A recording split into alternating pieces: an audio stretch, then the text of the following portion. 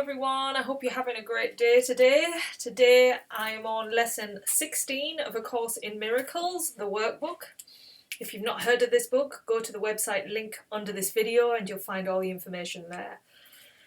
Okay, so lesson 16, wow, this is a good one because I have started it this morning and it's really making me look at my thoughts in a very different way really to what I do every day. That's the great thing about this book. It's bringing awareness, even for a small segment of time, because we're not asked to do a lot through these practice periods. 3 to 4 times, a minute each. So we're talking 3 or 4 minutes in a day. That's all we have to do to bring this awareness into the rest of the 23 and something hours, left of the day. So, yeah, let's get going on today's lesson. So I have no neutral thoughts is the statement to remind yourself throughout the day. If you can, remember to do that. I have no neutral thoughts. The idea for today is a beginning step in dispelling the belief that your thoughts have no effect. Everything you see is the result of your thoughts. There is no exception to this fact. Thoughts are not big or little, powerful or weak. They are merely true or false. Those that are true create their own likeness. Those that are false make theirs. There is no more self-contradictory concept than that of idle thoughts. What gives rise to the perception of a whole world can hardly be called idle. Every thought you have contributes to the truth or to illusion. Either it extends the truth or it multiplies illusions. You can indeed multiply nothing, but you will not extend it by doing so. Besides you recognizing that thoughts are neither idle, salvation requires that you also recognize that every thought you have brings either peace or war, either love or fear. A neutral result is impossible because a neutral thought is impossible. There is such a temptation to dismiss fear thoughts as unimportant, trivial, and not worth bothering about.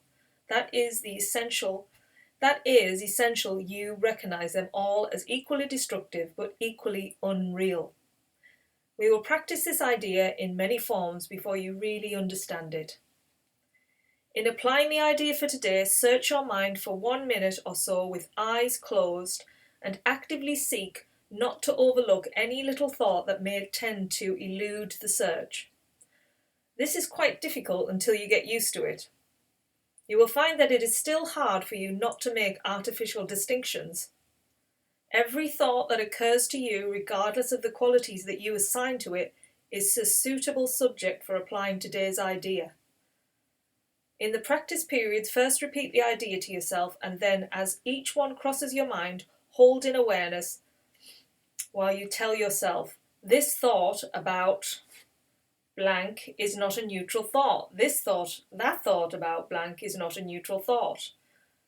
As usual, use today's idea whenever you are aware of a particular thought that arouses uneasiness. The following form is suggested for this purpose.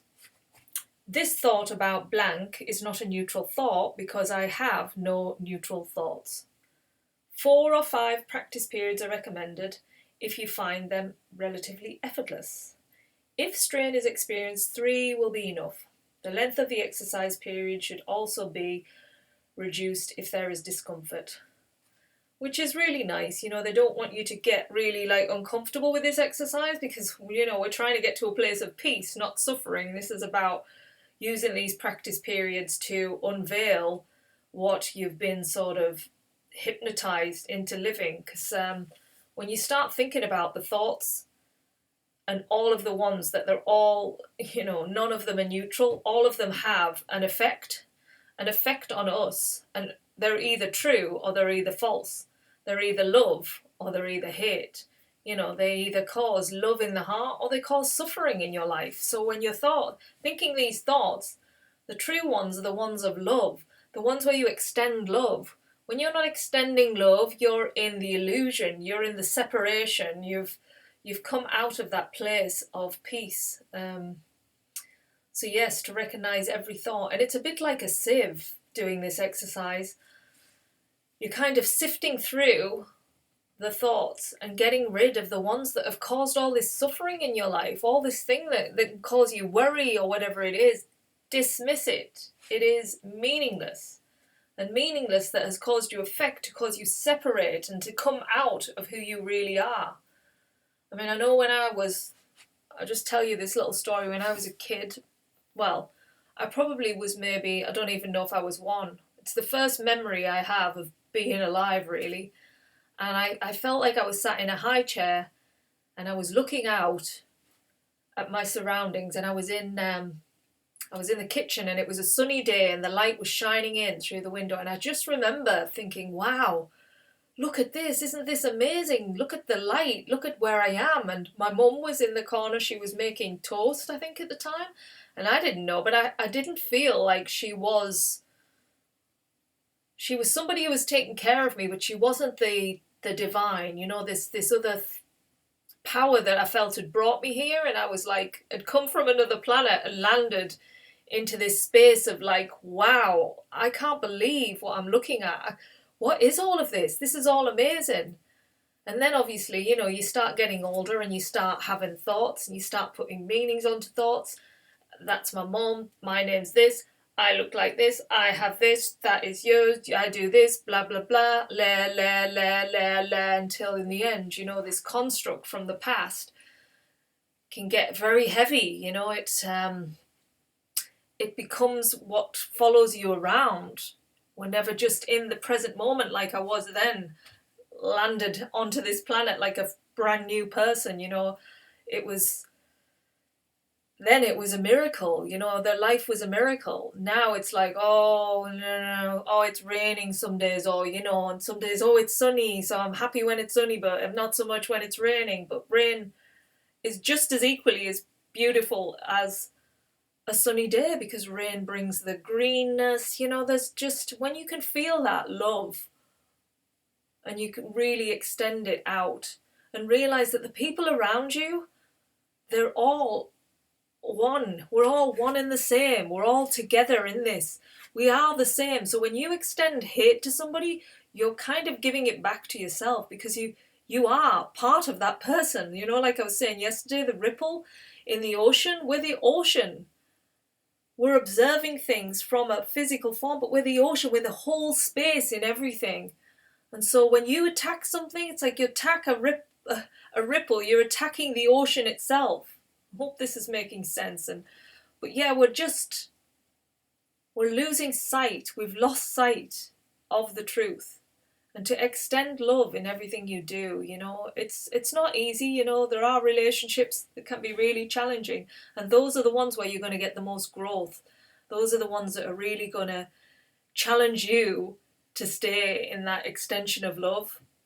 Those are the ones that will be the hardest, but they're a blessing as well, So yes, today's exercise, I have no neutral thoughts. And remember, it said 4 or 5 times, 3 if it's too distressful, to close your eyes and then think of what it is. So sort of put it into this thought about, let me think.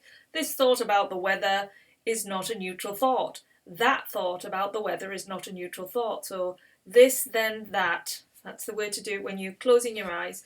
And then if it's becoming really distressful, it says, say, this thought about the weather is not a neutral thought, because I have no neutral thoughts. Every thought has an effect. Every thought has an effect. So that's lesson 16. I'm already jumping on to the next. 16 for today. I have no neutral thoughts. Enjoy this. Let me know how you get on, and we'll be back tomorrow for the next lesson. Take care. Bye.